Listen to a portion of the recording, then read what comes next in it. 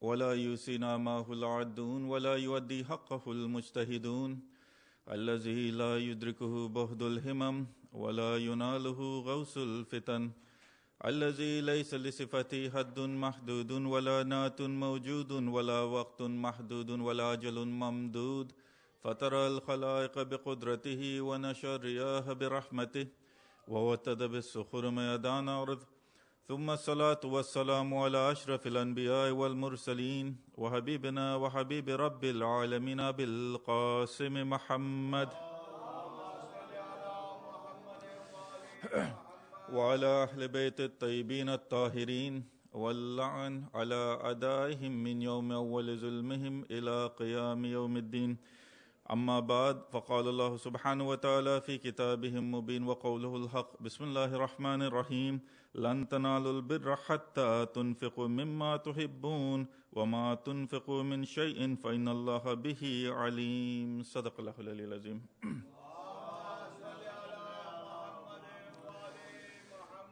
Dear brothers, sisters, assalamu alaikum wa rahmatullahi wa barakatuh. Inshallah, as we had said, the topics for these next 3-4 nights was going to be Jihad al-Akbar and in Karbala. When we look at Karbala and when we think about Karbala, we think about the battle that takes place, as I said yesterday, and that battle was Jihad al-Asghar.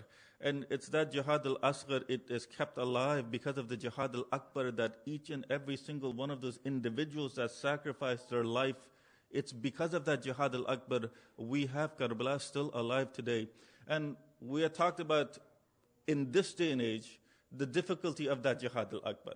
As time goes on, as time went on, from 1400 years ago, the Jihad al-Akbar of every community, the Jihad al-Akbar that every individual needed to do, it got more difficult and difficult. Why? Because of technology. Why? Because of work. Why? Because of all of these other problems that did not exist 1400 years ago. So living here in the West is where that Jihad al-Akbar happens to be the greatest. And you happen to get the greatest reward. Why? Because here in the West, is there a mosque which does azan 5 times a day? In our area? No. Is there someone that calls to prayer 5 times a day? No. When you're in an Islamic country, naturally, you have so many mosques, you have so many people that call out for the prayer. Here, you have to make sure that you pray yourself. Is there anyone that tells you to read the Quran? No. Here in the West, you have to make time for the Quran yourself. In an Islamic country, you have the environment necessary to do these Islamic things. But in a non-Islamic country, it's more difficult. Why? Because the environment isn't there. So that's why here in the West, that Jihad al-Akbar is going to be worth more. Ususul ulama. There's a story where there's 2 brothers. They were living in a city. One of the brothers, he gets fed up with everything that was happening in the city. And he tells his other brother, you know what? I'm going to go just worship Allah subhanahu wa ta'ala. He leaves the city and he goes to the forest. And he worships Allah subhanahu wa ta'ala in the forest. Not 1 month, not 2 months, no, but for years. He doesn't go back to the city to see his brother. It just so happened that an individual, a traveler, he wanted to go to that city and he comes through that forest. When he comes through that forest, he meets this individual. When he meets this individual, he sees that this individual truly, for the last 7 years, 8 years that this individual has been there, he's actually had a connection with Allah subhanahu wa ta'ala. This man who was worshipping in the forest, he tells this traveler, you know, if you're going to that city, can you do me a favor? I want to give you something to give to my brother. He goes, no problem, I'll give it to him. But how will I know who your brother is? He goes, he's the blacksmith in the city. You'll know, he's the blacksmith in the city. He goes, okay, if that's the case, what do you want me to give him? This man, he goes to the river.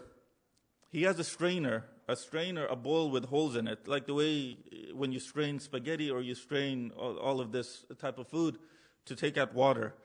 He has a strainer. He fills that strainer up with water. He fills the strainer up with water. There isn't one drop of water that's dripping through that strainer. What does he do? He covers that strainer with cloth, and then he gives it to this individual. And he says, can you go give this to my brother? Now this traveler that's seeing this, he's amazed. He's like, how is this possible? There's water in the strainer, yet the cloth isn't wet, and it's not dripping, and there's still water in there. He was amazed. But what does he do? When he goes to the city, he goes and he finds the blacksmith. When he finds the blacksmith, he gives him that gift and he says, apparently this is from your brother who's in the forest. And he goes, yes, my brother is in the forest. He goes, this is a gift from him. He opens that cloth and he sees that the water is still in the strainer. That one drop has come out. The cloth is not wet. Not one drop has come out. This brother, he goes, when you go back, can you come back to me because I want you to give him a gift? And he goes, okay, no problem. When the time came for this traveler to go back to his city, he comes to the blacksmith, and the blacksmith, what does he do? He puts his hand in the burning fire and he takes out coal. He takes that coal out, he wraps it in cotton. That cotton, he wraps it in cloth, and then he gives that to the traveler. And he goes, go back, when you go back to my brother, give him this. Now he's even more amazed. How can you put your hand in burning fire, take out hot coal, and your hand is not burned? How is it possible that he's wrapped it now in cotton, the cotton isn't burned. He's wrapped it now in cloth, and the cloth is not burned. He takes that back to him. When he takes that back to him, the brother in the forest, he opens it up. And he sees that the coal is still burning hot. He sees that the cotton has not been burned, and he sees that the cloth that everything was wrapped in has not been burned. He looks at this and he goes, my brother gave you this? He goes, yes, the blacksmith. Now he's amazed. He goes to the city, to his brother, and he asks his brother, how were you able to do what you did? The brother, he looks at him and he goes, you think because you were in the forest worshiping Allah subhanahu wa ta'ala, you achieved some status by what you did? You think you achieved some status? He goes, what do you mean? Yes, I have the container that you gave me. It's up there. And he shows it to him. He goes, the taqwa that you have, the spiritual purity that you have, is weaker than the spiritual purity that I have. He goes, why? You're in the forest. There's no one there to take you away from the path of Allah subhanahu wa ta'ala. There's no one there. There's nothing there that will deviate you away from the path of Allah subhanahu wa ta'ala. Everything you've achieved is why? It's because there was no one there to take you away from that path. What I'm able to achieve, what I've achieved, is here in the city where there's nothing but sin that has surrounded me, but I have prevented my nafs from committing those sins. I've prevented my own nafs from Jihad al-Akbar. I've prevented my nafs from committing those sins.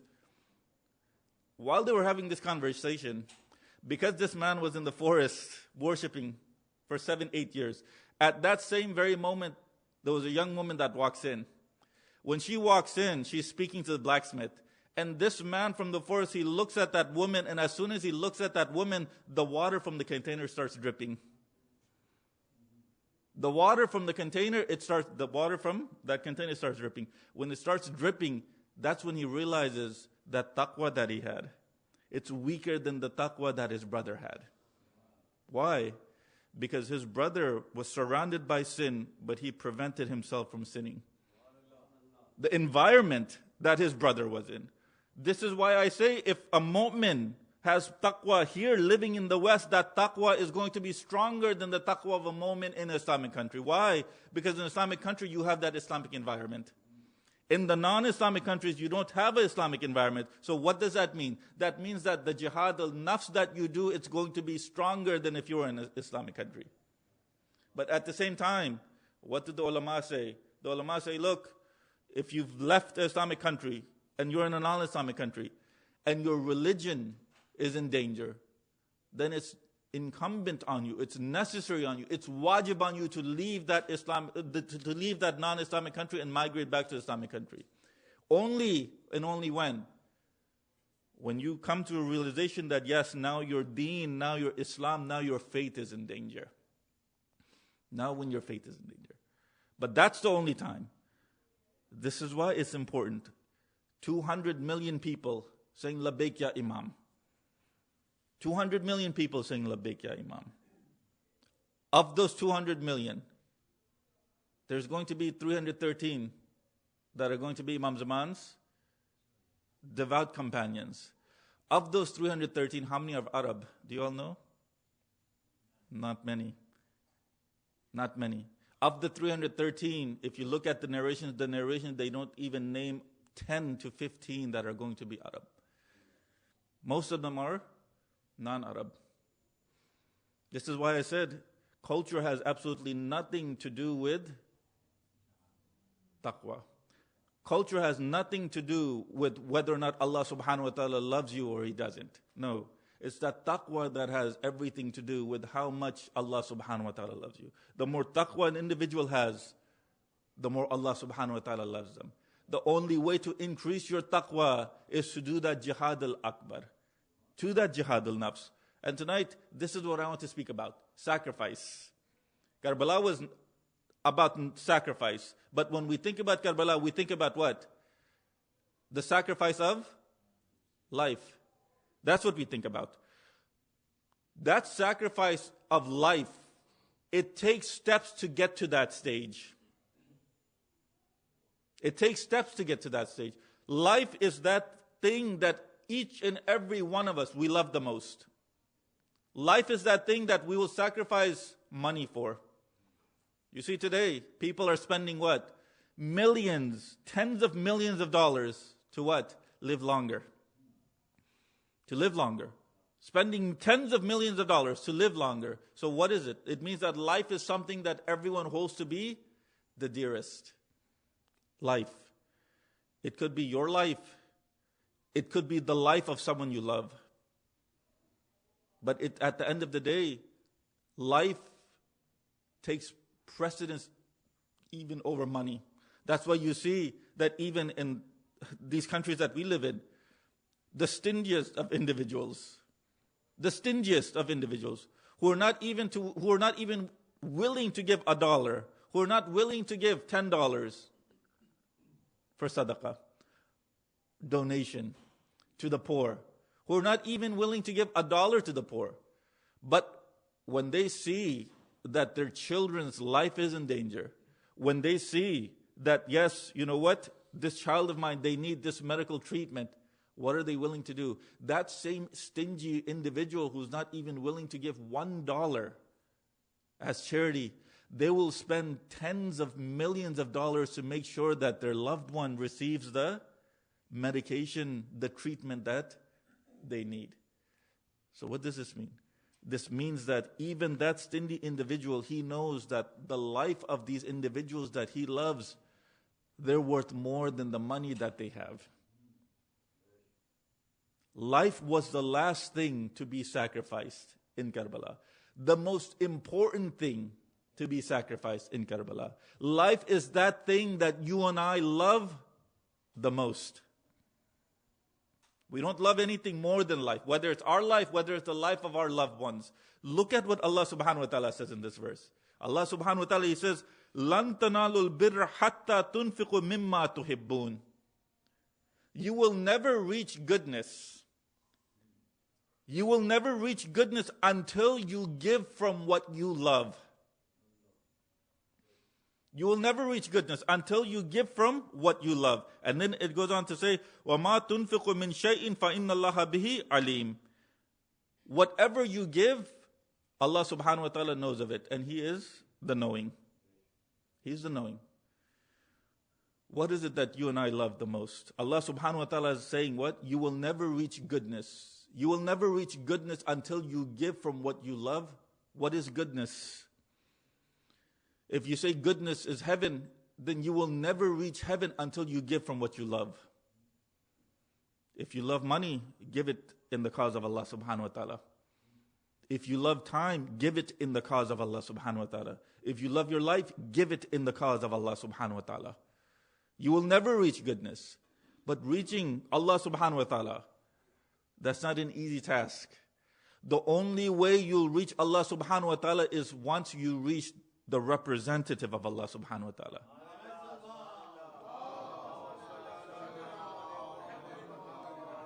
You'll never reach Allah subhanahu wa ta'ala unless you reach the representative of Allah subhanahu wa ta'ala. This is why Imam Sadiq alayhi salam, when one of his companions, he came, Allahumma salli ala Muhammadin wa ala Muhammad.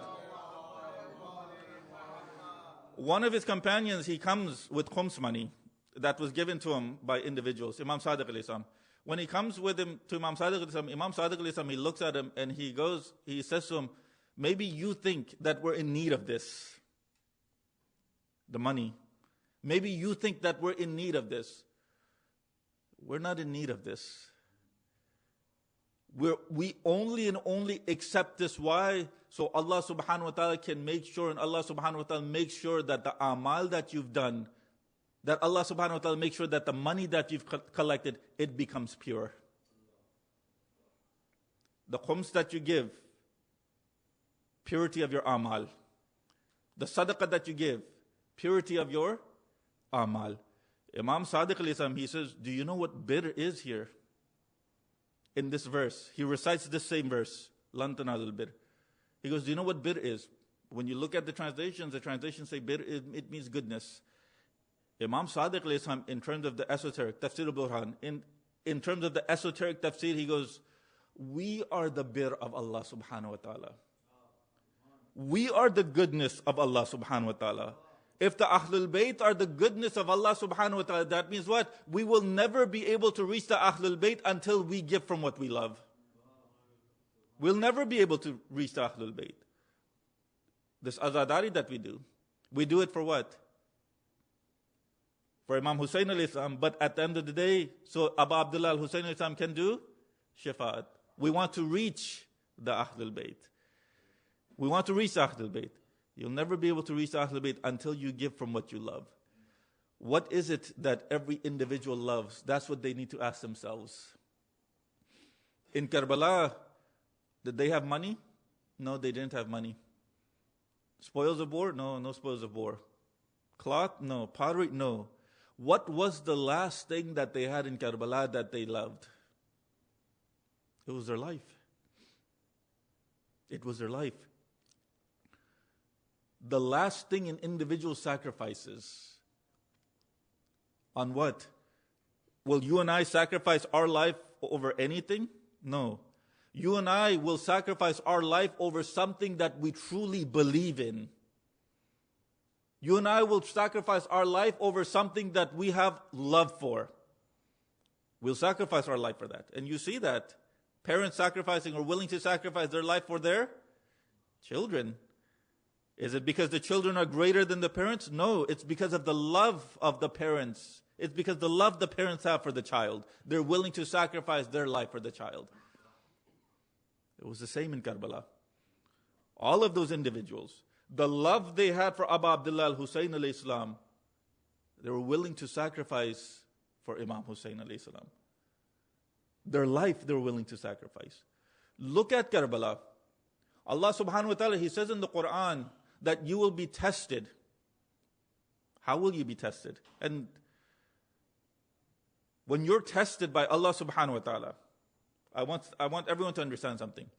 When you're tested by Allah subhanahu wa ta'ala, Allah subhanahu wa ta'ala says in the Quran that He does not test the soul more than it can bear. He does not test the soul more than it can bear. Look at the test that was happening in Karbala. That's one. Another place, Allah subhanahu wa ta'ala, He says that He will test you with hunger. He will test you with thirst. He will test you with loss of life. And He will test you with loss of food and fruit. He will test you with all of this. Show me in the history of religion, show me in the history of mankind, when all of those tests were in one incident. The only incident you find where all four of these tests were given to individuals one and at the same time is Karbala. Nowhere else. Hatta for all of the other prophets, none of the other prophets went through all of these tests at one and the same time. Show me a prophet. Nabiullah Adam alayhi salam, was he tested with loss of food? No, he wasn't. Was he tested with thirst? No, he wasn't. Was he tested with loss of life? Yes, his son. But you don't see the other tests all at the same time. Look at Nabiullah Musa alayhi salam.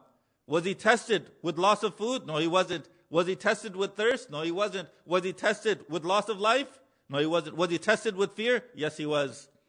Look at Hazrat Ibrahim alayhi salam. Was he tested with fear? Yes, he was. Tested with loss of life? No. Not even for the prophets of Allah subhanahu wa ta'ala, that all of these prophets were tested with all of these tests at one and the same time. Yet it is Abu Abdullah al-Husayn al-Islam. It is the people in Karbala where all of them are tested with these tests all at the same time. What does that mean? Allah subhanahu wa ta'ala says in the Quran that we do not test anyone more than their soul can bear. Meaning what? Meaning that if Nabiullah Adam alayhi salam was tested with one test at one time, it's because he could only bear that one test at that one time. If Nabiullah Musa alayhi salam was tested with one test at that one time, it was because his soul could only bear that one test at that one time. If Nabiullah Ibrahim alayhi salam was able to bear that one test at that one time, it's because his soul was able to bear that one test. If Nabiullah Isa alayhi salam was to bear that one test, it's because Nabiullah Isa alayhi salam could bear only that one test at that one time. But Abu Abdullah al-Husayn alayhi salam, his soul is such that all of these prophets have left behind, where Allah subhanahu wa ta'ala now he is testing him, not just him, but his companions with all of these tests at one and the same time. Allahumma salli ala Muhammadin wa ala Muhammad. What does it tell you about how much that these individuals could bear?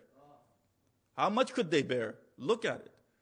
Look at each one of the individuals that were in Karbala going through all of these tests. I'm talking about Abu Abdullah al-Husayn alayhi salam.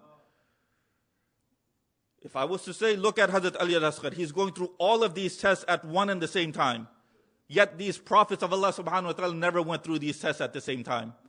That means what? That means that at the age of 6 months, Hazrat Ali al-Asghar could bear more than what Nabiullah Isa alayhi salam could bear at that age of his. Hazrat Ali Asghar at the age of 6 months was able to bear more than Nabiullah Isa alayhi salam. That's Hazrat Ali Asghar. Leave Abu Abdullah al-Husayn alayhi salam. Just look at these companions. How were they able to bear so much? It's because of that Jihad al-Akbar. It's because of that jihad. This is why that Jihad al-Akbar is so important. Without that Jihad al-Akbar, the Jihad al-Asghar becomes meaningless.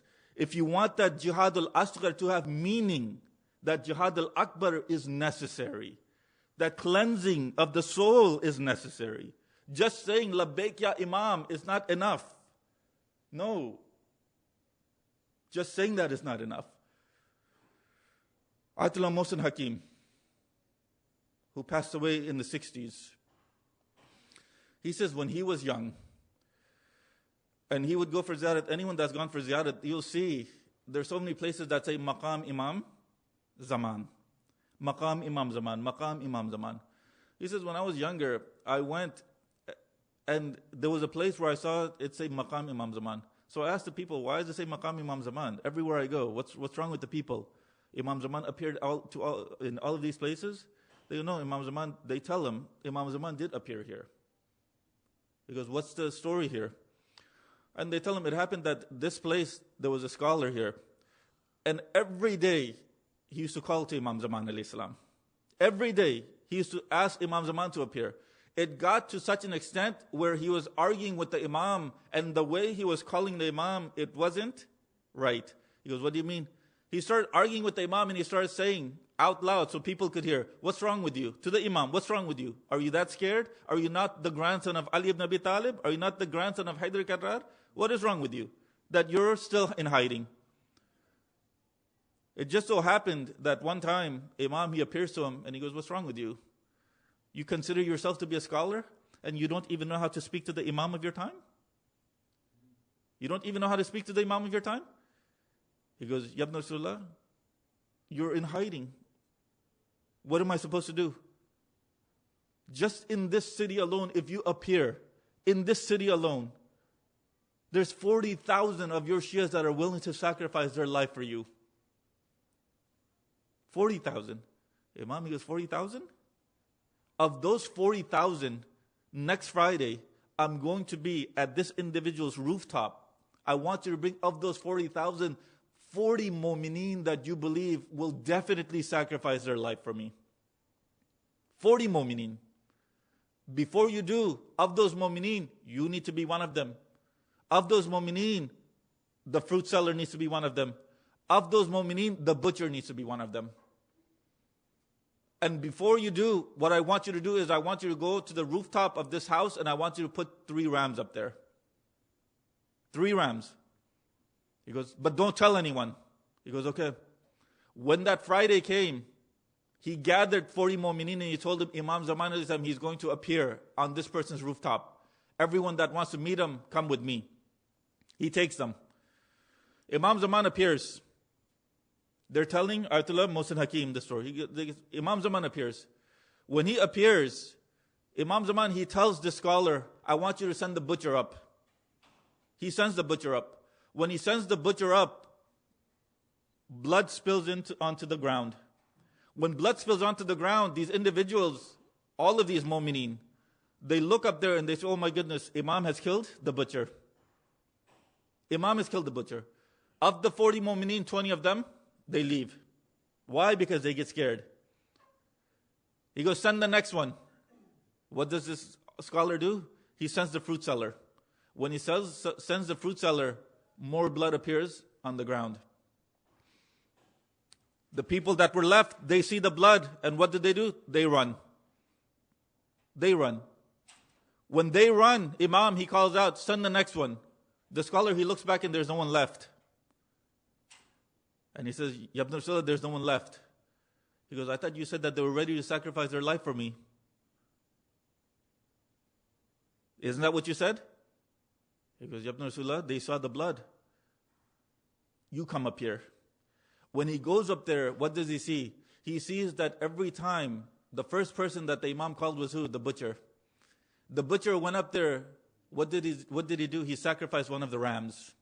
The blood that spilled down was the blood of the rams. Then he sacrificed another ram. The blood that spilled was the blood of the rams. These individuals did not even have ma'rifat of the Imam. What did the Holy Prophet say? What did the Aimah alayhim salam say? They've all said what? That we love our mu'mineen, we love our Shias more than their own mothers do. We love our Shias more than their own mothers do. Yet these individuals who this alim thought were the 40 most devout out of 40,000, they didn't even know this much, that the Imam is not going to kill a mu'min. They didn't even know that much. This is what's going to happen when Imam Zaman appears also. Why? That ma'rifat wasn't there. Why? That jihad al-akbar within the soul was not there. That jihad al-akbar wasn't there.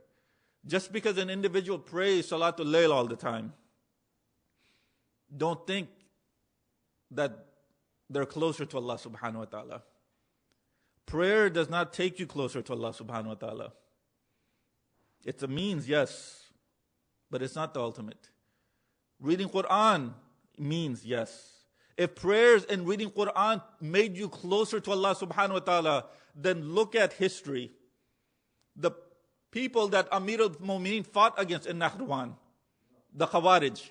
What does history say about them? History books, it states that the Khawarij, they had the marks of sajda on their foreheads. Why? Because they prayed so much. History says that those Khawarij, they were what? Muhafiz of Quran. Reciting Quran was not enough to take them to heaven. Praying was not enough to take them to heaven. What were they missing? They were missing the ma'rifat of the representative of Allah subhanahu wa ta'ala. That's what they were missing. That's why it's so important to understand and know who your Imam is. That's why it's important. Why? Because it's this Imam who's going to lead you, holding your hand and take you to where you need to go. When it comes to your destination, you can reach your destination two ways. Two ways. One way is, let's say you're lost. You find someone and you ask them, how can I get there?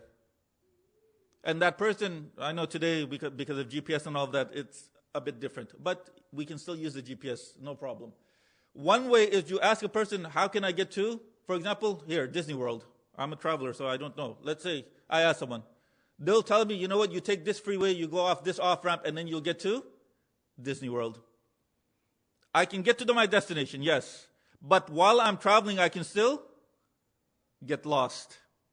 Another way is that the person that I'm asking, they themselves, they come with me and they drop me off at my destination. They take me to my destination and they say, here, this is your destination. The first way was what? Just guidelines. The Quran is just guidelines.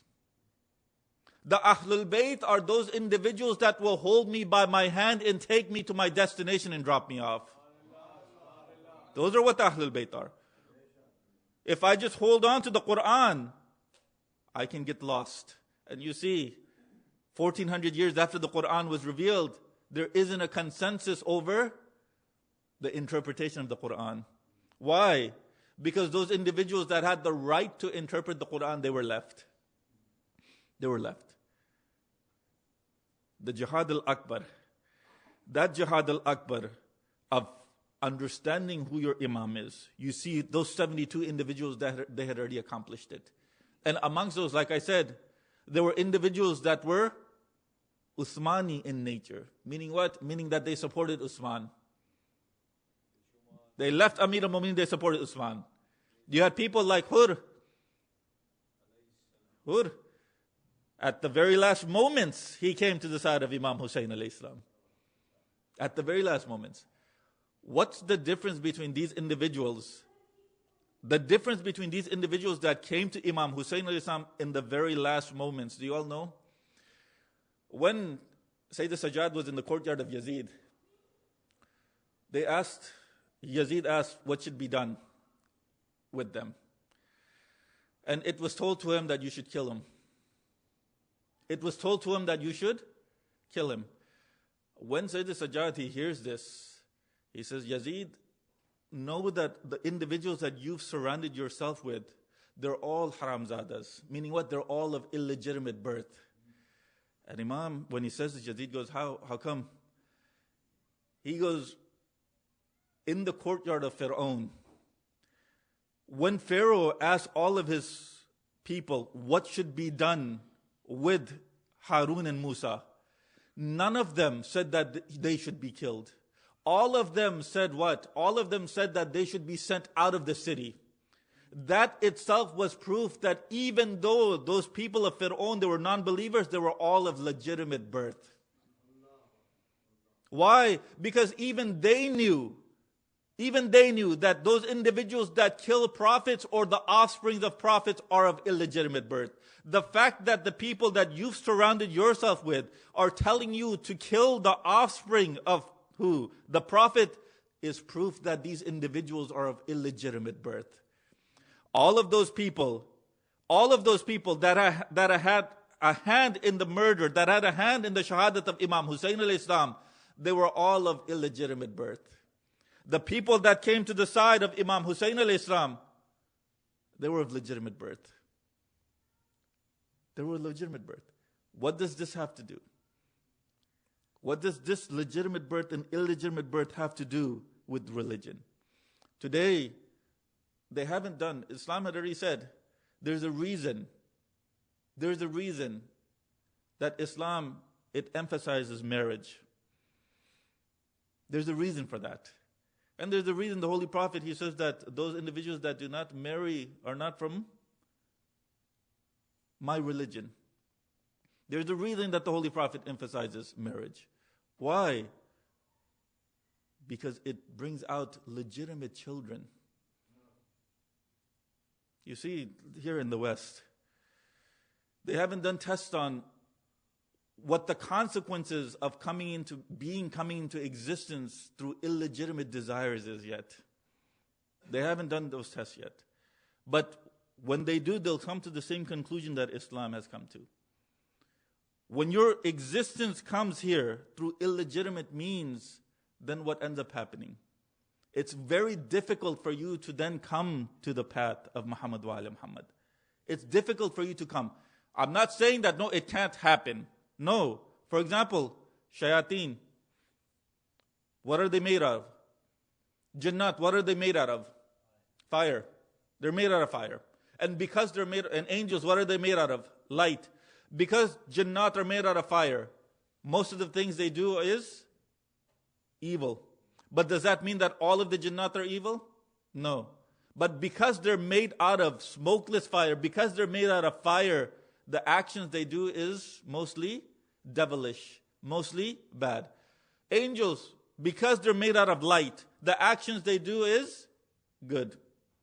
Does that mean that the Jannat, because they're made out of fire, they're all evil? No, it doesn't. Look at Iblis. Iblis, he became shaitan. Something for everyone to understand. Imam Baqir, when he's telling the story of Iblis and the history of Iblis, he says Iblis was one of the most devout jinnat that Allah subhanahu wa ta'ala created. 1,000 years in every single sky he prayed and worshipped Allah subhanahu wa ta'ala for 1,000 years until he got to that status where he was up with the angels. 7,000 years he worshipped Allah subhanahu wa ta'ala. All gone to waste. Why?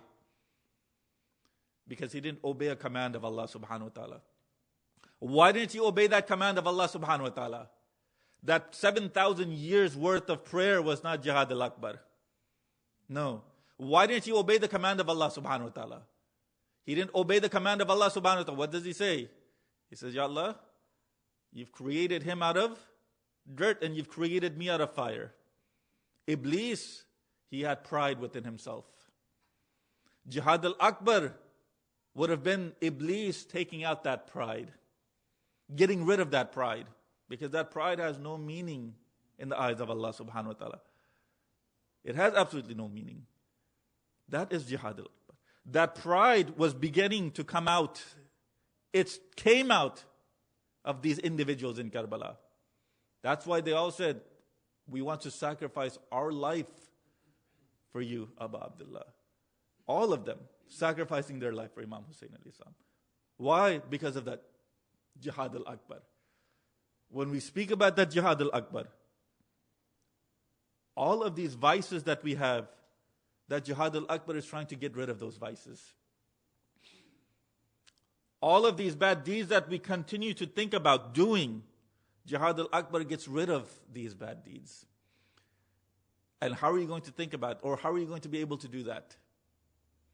Allah subhanahu wa ta'ala says in the Quran that everything that you thought about, everything that you saw, everything that you heard, everything that your hands did, will be asked about on the Day of Judgment. Not just everything that we did, no. Everything that we even thought about will be asked on the Day of Judgment. On the Day of Judgment. And when it comes to thinking, just remember, or when it comes to thoughts, there are two types. One thought is a thought that just suddenly comes into your mind, and then it goes away. Another type of thought is that thought where you're there and you're thinking. Meaning what? You're making these grand plans. And this is what a lot of us do. We make all these grand plans about, you know what? I'm going to save up this much money. Once I save up this much money, then I'll have enough to buy a car. Once I'm able to buy a car, then I'll be able to afford a house. Once I'm able to afford... They make up these grand plans. Yet Allah subhanahu wa ta'ala's plan, they forget about. At the end of the day, it's Allah subhanahu wa ta'ala's plan. If He's planned that, no, you know what? You don't need this money. You're better off without it. Who's to argue with Allah subhanahu wa ta'ala's plan? And this is what some people need to understand. People pray that they get more money. People pray that they become rich. I pray to Allah subhanahu wa ta'ala, all of us become rich. There's nothing wrong with that type of prayer. But what comes after that prayer is accepted is what the problem is. What do you do when you become rich? What do you do with the money? What do you do with the wealth? Do you waste it on yourself? Or do you spend it on the mu'mineen?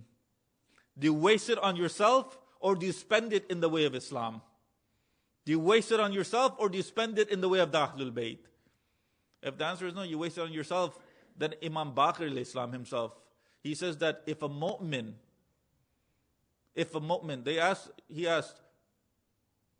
said, one of the companions said, Ya Ibn Salam, one of the mu'mineen, one of your Shias. He goes, oh, you're one of my Shias? Can I ask you a question? He goes, what is it? The wealth that you have, do you love to spend it on yourself or do you love to spend it on other brothers and sisters? He says, Mullah, I love to spend it on myself. He goes, no, a mu'min is that individual that loves to spend their wealth on other mu'mineen. When a mu'min comes to you for assistance, when a mu'min comes to you for help, and you're able to help them, by all means help them to the extent that you can. You don't have to put, if it's monetary, you don't have to put yourself into debt. Jihad al-Akbar. Jihad al-Akbar also means what? Some of us were carrying on some of these cultural beliefs that we have. If these cultural beliefs that you have, whether it's Western culture, Eastern culture, if these cultural beliefs that you have do not do anything against Islam, then there's no problem. There's no problem. You can hold on to them. But if there's a disagreement between the cultural belief you have and Islamic ruling, then what is it that you do? That's where that Jihad al-Akbar will come. Is it that you take the cultural belief and you sideline Islamic rule? Or do you take the Islamic rule and you sideline your cultural belief? That's the Jihad al-Akbar. For example, when it comes to sadaqah, some people were saying, in the month of Safar, you shouldn't take out sadaqah. No, that's absolutely wrong. That's absolutely wrong. You have so many narrations from the Ahlul Bayt that say that take out sadaqah every single day. Why? Because sadaqah keeps away calamities from you. Keeps away calamities from you. Take out sadaqah every day. This is a cultural thing. Not giving sadaqah in the month of Safar. That's a cultural thing. Islam, it says give sadaqah every day to protect your family, to protect yourself and your family from these calamities that befall. Yet culture says, no, you know what? In the month of Safar, do not take out sadaqah. That's absolutely wrong. That's absolutely wrong. Yes, the month of Safar is a month of calamities itself. Why? Because in this month, what do you have? So many shahadats. Shahadat of Imam Hassan al-Islam. What do you have? Shahadat of Rasulullah. What do you have? Shahadat of Lady Sakina. But there's one birth, but we don't celebrate that one birth. The birth of Imam Kazim alayhi salam also. We don't celebrate. Yes, by the end of Safar, Imam Raza alayhi salam, there's one narration. But we don't celebrate. Why? Because the month of Muharram and the month of Safar, they're connected with Abu Abdullah al-Husayn alayhi salam. Because they're connected with Imam Hussein alayhi salam, what do? Every type of other happiness, we leave it alone for the sake of Imam Hussein alayhi salam. Why? Because of that sacrifice of Imam Hussein alayhi salam. And that sacrifice itself, inshallah, we'll talk about it. That sacrifice is known as what? Zibh al-Azim. Zibh al-Azim. According to tafsir of Quran. Why is it known as Zibh al-Azim? Look at Karbala. Look at Karbala. When you look at Karbala, you see individuals from the age of 90 sacrifice themselves for Imam Hussein alayhi salam. To the small age of 6 months, sacrifice themselves for Abu Abdullah al-Husayn alayhi salam. If the sacrifice of Imam Hussein alayhi salam is to be known as Zibul Azim, then that means what? That means that it needs to be Azim, it needs to be great in every aspect, not just one aspect. And that's what you see. Look at Karbala. The Jihad al-Akbar of the elders, that's easy for us to understand. But how difficult is it for us to understand the Jihad al-Akbar of 6-year-old Lady Sakina? How difficult is it for us to understand the Jihad al-Akbar of 5-year-old Imam Baqir alayhi salam? Look at that Jihad al-Akbar of Lady Sakina. Sallallahu alayka ya Rasulallah. Sallallahu alayka ya Amir al-Mu'mineen. Sallallahu alayki ya Siddiqatu Fatima. Sallallahu alayka ya Hasan al-Mujtaba. Sallallahu alayka ya Gharib al-Ghuraba. Ya Aba Abdullah al-Husayn. Brothers and sisters, Abu Abdullah al-Husayn alayhi salam, he's already been martyred. Now the enemies, what are they doing? They're burning each and every single one of the tents. Imam Sajjad alayhi salam, when he was asked, where was it the most difficult? He said there were two places that were the most difficult, but of those two places, the most difficult place was Asham, Asham, Asham. When they asked him what was the first, he says, it was very difficult for me to see my mother, to see my sisters. When the tents were being burned, they would run from one tent to another tent, from one tent to another tent. And finally they come into my tent. And Lady Zainab, she asks, Ya Sayyid Sajjad, you're the Imam of the time. Tell us, what should we do? We don't have any chadars on our head. We don't have any niqab on us. Tell us what we should do. Should we burn within these tents? Or should we all go out? Imam Zain al-Abidin, he says, oh auntie dear, everyone should leave out of these tents. When everyone leaves out of those tents, the children, they run one way. The women, they run another way.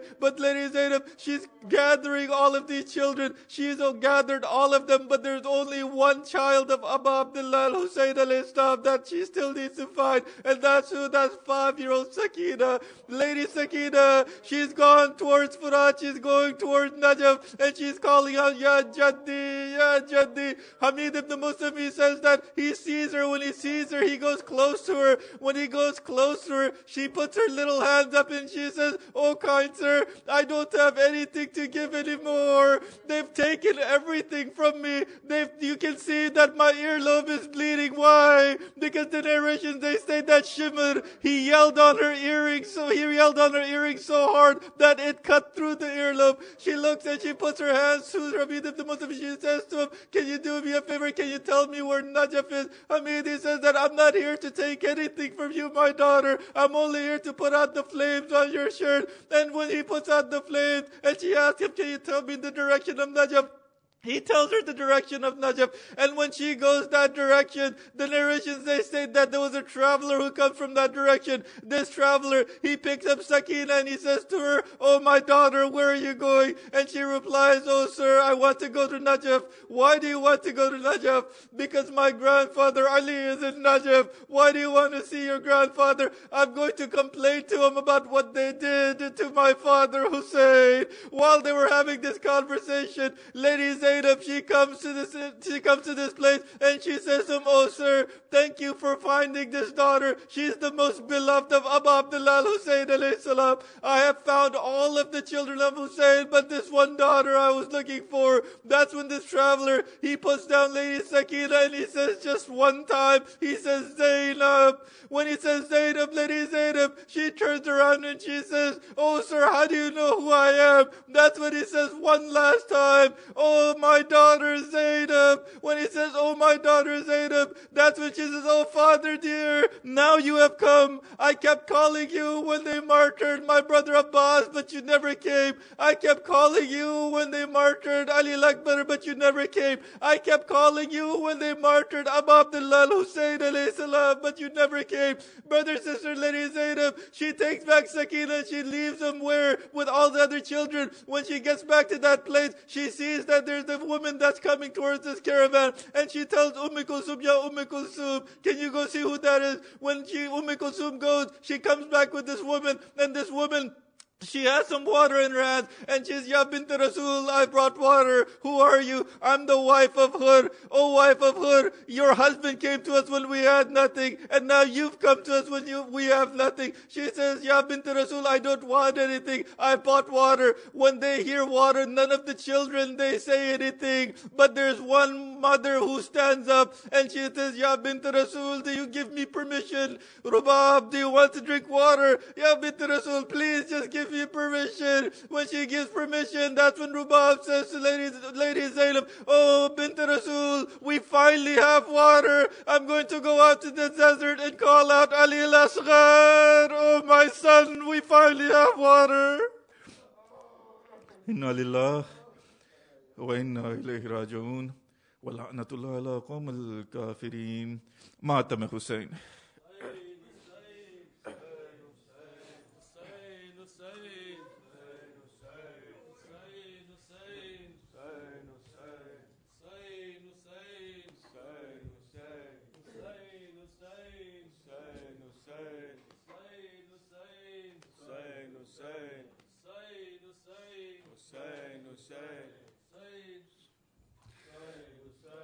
بازار میں یہ زینب فضا سے کہہ رہی ہے اماں مجھے چھپا لو. بازار میں یہ زینب فضا سے کہہ رہی ہے اماں مجھے چھپا لو. بازار میں یہ زینب فضا سے کہہ رہی ہے اماں مجھے چھپا لو.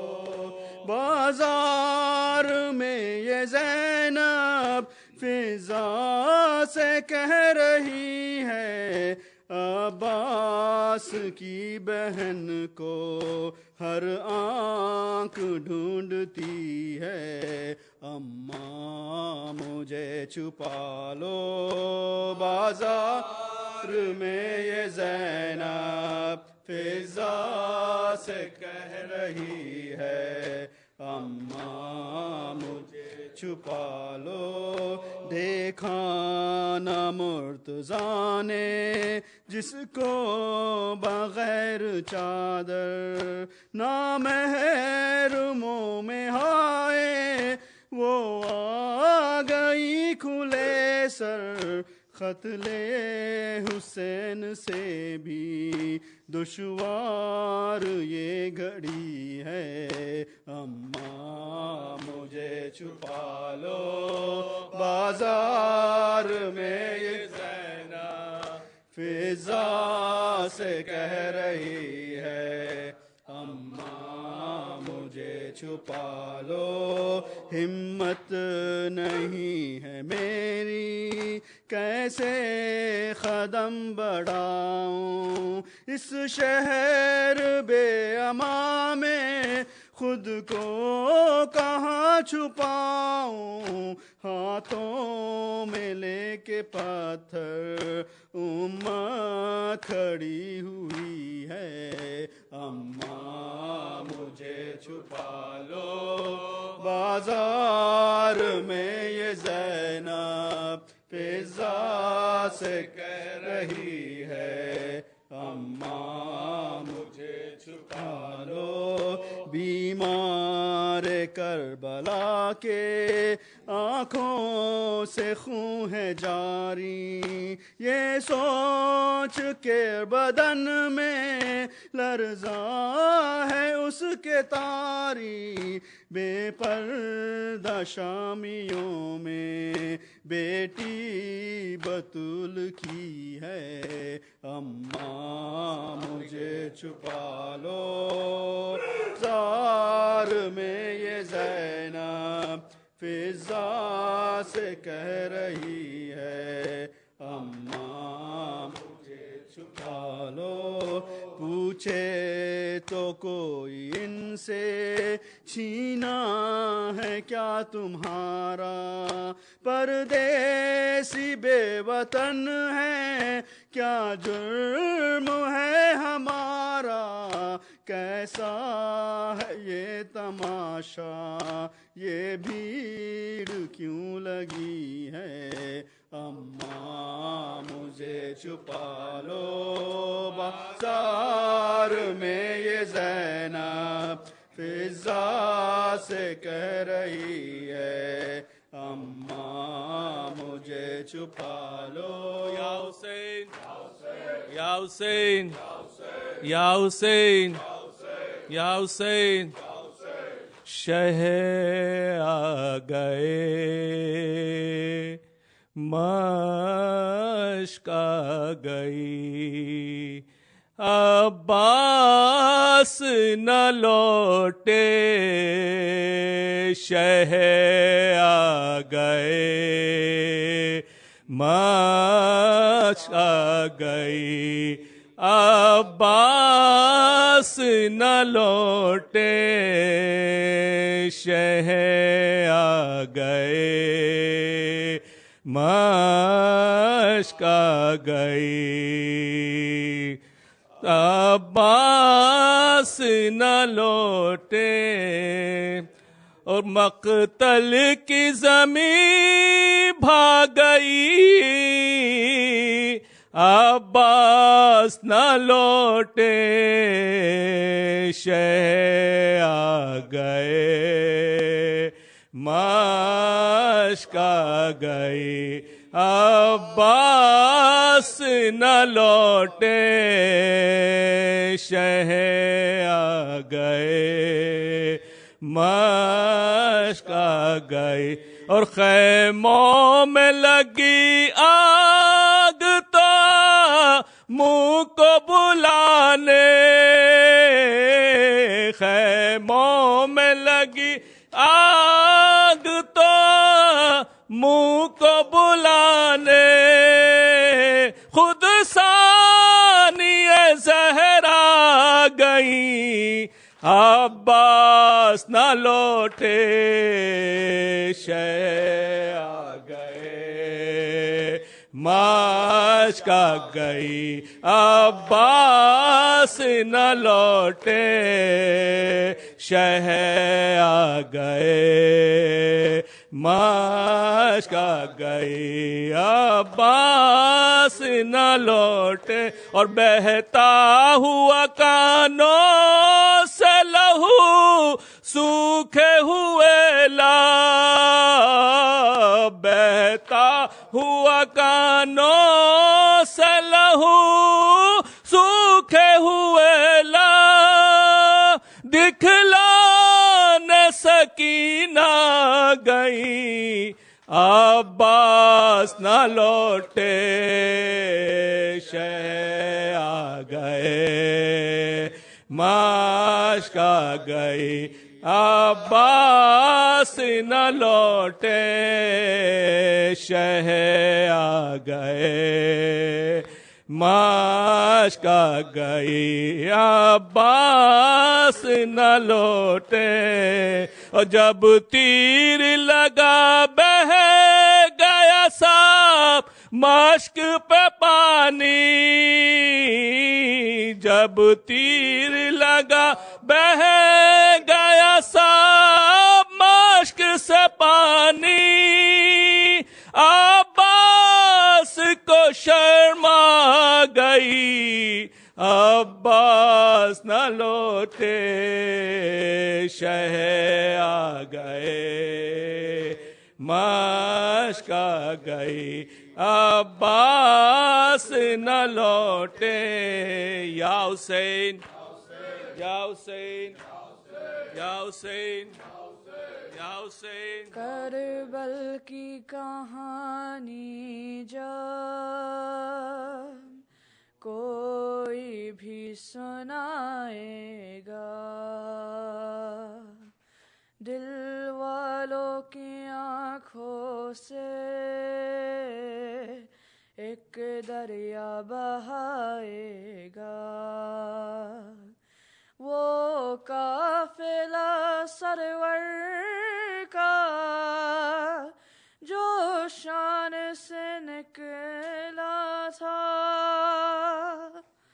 صغرا کو خبر کیا تھی، نہ لوٹ کے آئے گا، زہرا زہرا پرسال و بہتر کا، زہرا زہرا پرسال و بہتر کا، ٹوٹی ہے کمر شہ کی گھبرانا مگر اکبر، ٹوٹی ہے کمر شہ کی گھبرانا نہ اکبر، فرزند نبی تیری میت کو اٹھائے گا، زہرا زہرا اکبر و بہتر کا، زہرا زہرا پرسال و بہتر کا، تھا ہاتھوں کے کتنے کا کچھ غم نہ دلاور کو تھا ہاتھوں کے کٹنے کا کچھ غم نہ دلاور کو سیدانیوں کا پردہ اب کون بچائے گا زہرا پرسال و بہتر کا زہرا زہرا پرسال و بہتر کا سوتے ہی نہ تھے اصغر جھولے میں تڑپتے تھے سوتے ہی نہ تھے اصغر جھولے میں تڑپتے تھے مادر کو خبر کیا تھی ایک تیر سلائے گا زہرا پرسال و بہتر کا زہرا پرسال و بہتر کا سرور نے اٹھائے تھے سب ساتھیوں کے لاشیں سرور نے اٹھائے تھے سب ساتھیوں کے لاشیں شبیر تیرا لاشا اب کون اٹھائے گا زہرا زہرا پرسال و بہتر کا یا حسین یا حسین یا حسین یا حسین یا حسین یا حسین یا حسین یا حسین یا حسین یا حسین یا حسین یا حسین یا حسین یا حسین یا حسین یا حسین یا حسین یا حسین یا حسین اللہم صلی علی محمد السلام علیکم یا ابا عبداللہ السلام علیکم یا ابن رسول اللہ السلام علیکم ورحمۃ اللہ وبرکاتہ السلام علی الحسین وعلی علی ابن الحسین وعلی اولاد الحسین وعلی اصحاب الحسین خصوصاً سیدی و مولاي ابو الفضل العباس ابن امیر المومنین وقاسم ابن الحسن ومسلم ابن عقیل ومسلم ابن اوسجا وہانی ابن عروہ وحبیب ابن مظاہر وحر شہد رعی السلام علیکم یا ساداتی و موالی جمیع ورحمت اللہ وبرکاتہ السلام علیکم یا آقائے غریبان مولائے بے کسان بادشاہ خراسان ضامنان یتیمان السلطان ابو الحسن علی ابن موسیٰ الرضا روحی و جسم لک الفدا ورحمت اللہ وبرکاتہ السلام علیکم یا مولانا یا صاحب العصر والزمان السلام علیکم یا شریک القرآن